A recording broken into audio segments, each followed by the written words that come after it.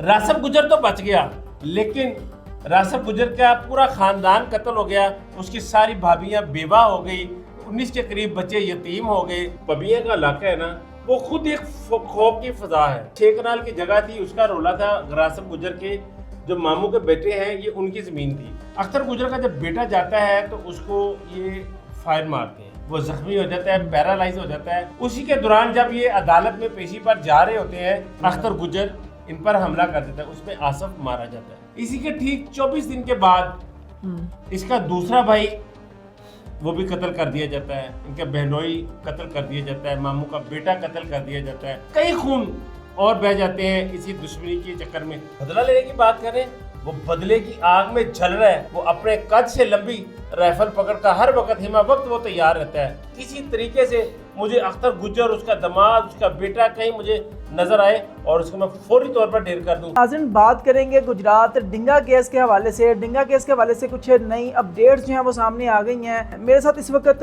राना दिलशाद मौजूद हैं, जो कि सीनियर सहाफ़ी हैं और ये गुजरात डिंगा 2 से 3 दफ़ा वहाँ पे जा चुके हैं, विज़िट कर चुके हैं। तमाम तर बातें इन्हीं की ज़ुबान जानने की कोशिश करते हैं। अस्सलाम वालेकुम सर। सर कैसे हैं आप? अच्छा सर, मुझे बताइएगा कि गुजरात डिंगा, जो कि एक ख़तरनाक पबियों का इलाका समझा जाता था, कई सालों से जराइम पेशा लोग वहाँ पे मौजूद हैं। पबिया का इलाका है ना, ये एक 100 साल से भी पुरानी तारीख है वहाँ की। वहाँ पर शुरू से इश्तिहारी और मफरूर किसी दौर में वहाँ बागी रहा करते थे। बागी वो थे जो पाकिस्तान की तहरीक में शामिल थे, जो अपना अलग मुल्क बनाना चाहते थे, जो अंग्रेज़ के ख़िलाफ़ थे।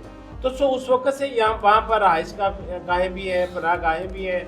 जो भी कुछ जुर्म करता था वहाँ पर जाकर छुप जाता था। अंग्रेज़ सरकार को वहाँ पर लोगों को निकालना हिंदू सरकार को ज़रा मुश्किल होता था, इसलिए वो महफूज पनाहगाह थी। जब आप वहाँ पर जाते हैं तो 16 किलोमीटर का एरिया ऐसा है कि आपके दोनों अतराफ में एक बहुत बड़ी सारी नहर है और जंगलात ही जंगलात है। वो रास्ता वो खुद एक खौफ की फजा है। एक तो अख्तर गुजर का तो वहाँ पर खौफ है, इस इलाके का, इस रास्ते का एक अलग से खौफ है। फिर वहाँ पर आप भी मेरे साथ गए, आपने देखा कि कलाशनकोफे असला उठाए लोग फिर रहे हैं, पता नहीं चल रहा कि यार ये अख्तर गुजर का है या ये रासिब गुजर का है। अच्छा, दूसरा मुझे ये बताएं कि रासिब फैमिली, क्या इनके साथ वाकई ज़्यादती हुई? क्या रासिब गुजर जो है ये मजलूम है? अख्तर गुजर जो है उसने जुल्म किया है? देखिए, अख्तर गुजर ने जुल्म तो किया। रासिब गुजर जो फैमिली है, ये रासिब भाई के नाम से अपने डिंगा में जाना चाहता है। इनका भी एक ख़ास दबदबा है। इसके एक कज़न है शाहरुख की बहुत ज़्यादा दहशत है वहाँ पर। लोग जितना अख्तर गुजर से कामते हैं वही सूरत हाल शाहरुख की भी है। लेकिन इस वक्त शाहरुख और रासिब जो है ना, वो मजलूम आपको इस तरह से नज़र आते हैं कि उनके घर के बंदे कत्ल हुए, उनका नुकसान हुआ। उस्मान, ये छोटी सी जगह 6 कनाल की जगह थी, उसका रोला था। रासिब गुजर के जो मामू के बेटे हैं, ये उनकी ज़मीन थी। ये रासिब गुजर जो है ये बड़ा बन के जाता है, पहलवान बन के जाता है, वहाँ पर इनकी बातचीत कराता है। वो एक दिन बात ख़त्म हो जाती है तो फिर अख्तर गुजर का बेटा वहाँ पर जाता है। अख्तर गुजर का जब बेटा जाता है तो उसको ये फायर मारते हैं। कौन फायर मारते हैं? गफूर, नसीर और रासिब गुजर खुद वहाँ पर मौजूद होता है। 3 लोग होते हैं। ये वो अकेला आता है, वो ट्रैक्टर लेकर अपनी जानब से वो रास्ता क्लियर करने की कोशिश करता है, ये उसको गोली मार देते हैं। वो गोली से जख्मी हो जाता है। तो कई बातों में तो ये भी कहा जाता है कि वो पैरालाइज है। रासिब गुजर फैमिली का कहना है कि हमने एक गोली मारी है, लेकिन अख्तर गुजर फैमिली का कहना है कि हमारा बेटा पैरालाइज है। और दूसरा मुझे बताएं कि यहाँ से दुश्मनी का आगाज़ हुआ इनका? यहाँ से दुश्मनी का आगाज़ होता है जब अख्तर गुजर के बेटे को गोलियाँ लगती हैं, वो जख्मी हो जाता है, पैरालाइज हो जाता है। अख्तर गुजर भड़कता रहता है, अख्तर गुजर मौके की तलाश में रहता है। जो मुकदमा दर्ज करवाया जाता है अख्तर गुजर के बेटे पर हमले का, फायरिंग का, 324 का, उसी के दौरान जब ये अदालत में पेशी पर जा रहे होते हैं, एक रासिब का भाई था आसफ, ये रासिब जा रहा होता है और एक इनका बहनोई जा रहा होता है। ये जब जा रहा होता है तो वो इस पर हमला कर देते हैं। कौन लोग? अख्तर गुजर इन पर हमला कर देता है, उसमें आसफ मारा जाता है। उस हमले में आसफ मारा। कितने लोग होते हैं रासिब की जानिब? रासिब फैमिली ये 3 लोग होते हैं, एक ही मोटरसाइकिल पर 3 लोग होते हैं। इन पर को उसमें रासिब गुजर और रासिब भाई को भी फायर लगता है, लेकिन ये करीबी जवार की जो फसलें हैं वहाँ पर छुपकर अपनी जान बचा लेता है। तो आसफ जो इसका भाई है वो इस वाकया में कत्ल हो जाता है। इसी के ठीक 24 दिन के बाद इसका दूसरा भाई वो भी कत्ल कर दिया जाता है, इनका बहनोई कत्ल कर दिया जाता है, मामू का बेटा कत्ल कर दिया जाता है। तो ये दुश्मनी फिर आगे को बढ़ती चली जाती है, कई खून और बह जाते हैं इसी दुश्मनी के चक्कर में। और आपको मजे की बात बताता चलूं कि ये जो ज़मीन थी इसकी टोटल मालियत 2 से 2.5 लाख रुपया टोटल मालियत की ये ज़मीन थी। जो पहले 3 जो है वो कत्ल हो गए, उसके बाद इसी तरह मौका चलता रहता है। अख्तर गुजर फिर फायरिंग करता है रासब को कत्ल करने के लिए, क्योंकि उसको पता है कि मेरे बेटे पर फायरिंग की है, रासब ने की है, लेकिन रासब का कहना मैंने नहीं की, वो गफूर ने की है। तो वक्त चलता रहता है। इसी दौरान एक अख्तर गुजर की पुरानी दुश्मनी होती है महर रियाज नॉर्वे से, महर शाहद कनाडा से। वो लोग कनाडा शिफ्ट हो जाते हैं, उनका भी नुकसान होता है, जानी नुकसान होता है। फिर जब इनकी दुश्मनी बनती है तो महर अख्तर जो है और महर शाहिद जो है ये रासब गुजर के कंधे पर हाथ रखते हैं कि तुम लड़ो, हम तुम्हारे साथ हैं।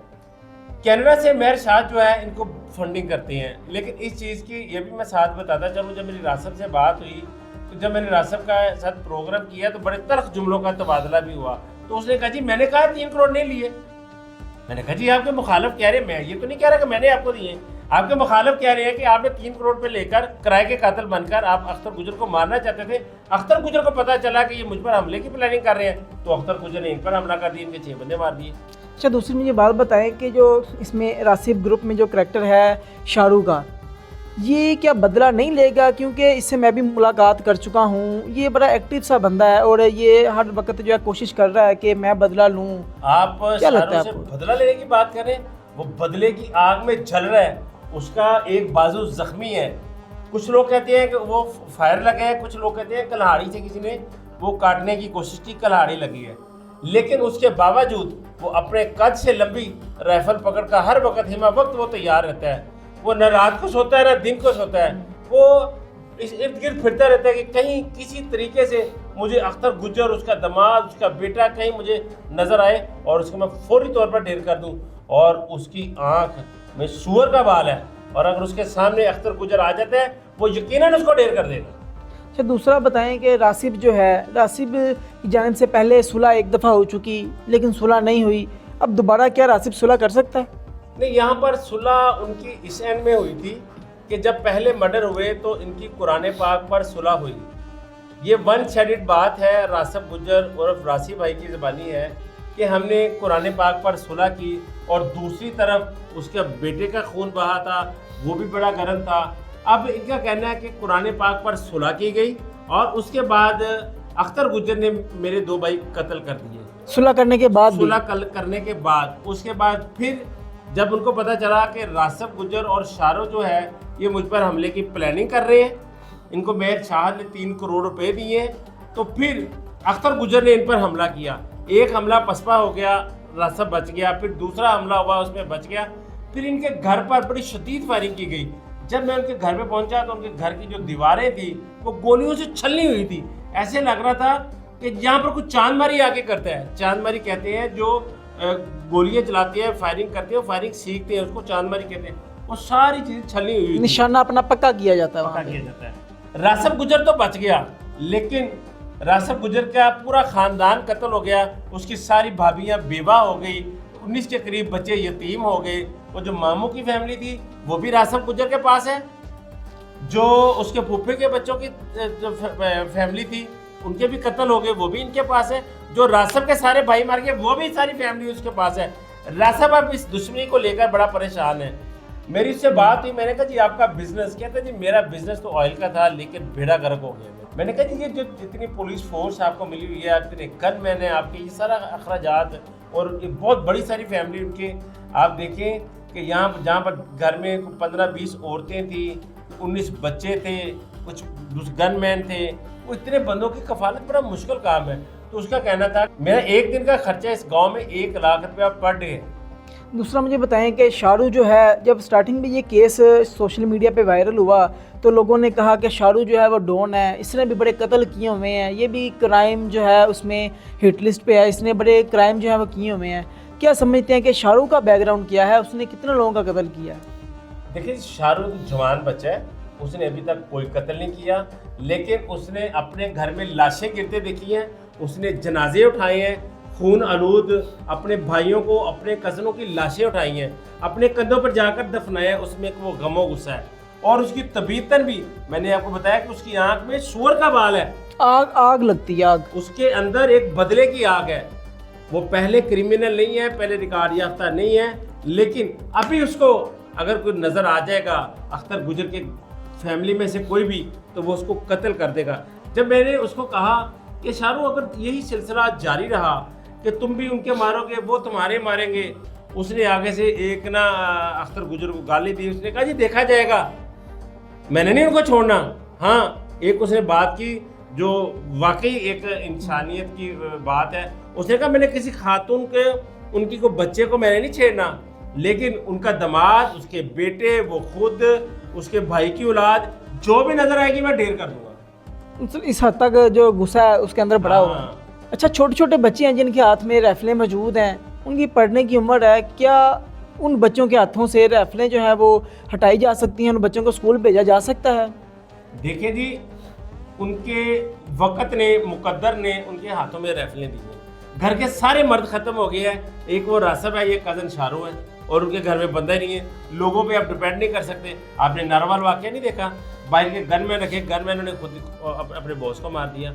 तो और बहुत ज़्यादा अखराजात भी हैं। कोई रासब गुजर को बहुत अमीर लैंडलॉर्ड आदमी नहीं है, बड़ा एक मिडिल क्लास का बंदा है। दुश्मनी गले पड़ गई, वो उसको निभाने की कोशिश कर रहा है। उस बच्चों को उसकी राइफलें छीनी जा सकती हैं अगर उनको उनके कत्लों का इंसाफ दिलाया जाए, उनके जो दुश्मन हैं उनको गिरफ्तार किया जाए और कानून के मुताबिक उनको अगर सजा दी जाए, तो मैं समझता हूँ कि उन बच्चों के हाथों से राइफलें छीनी जा सकती हैं। अगर मुल्जिमान जो है उनको गिरफ्तार नहीं किया जाता तो फिर क्या बच्चे राइफलें छोड़ेंगे? क्या बच्चों का फ्यूचर देखते हैं? नहीं, फिर बच्चे राइफलें नहीं छोड़ेंगे।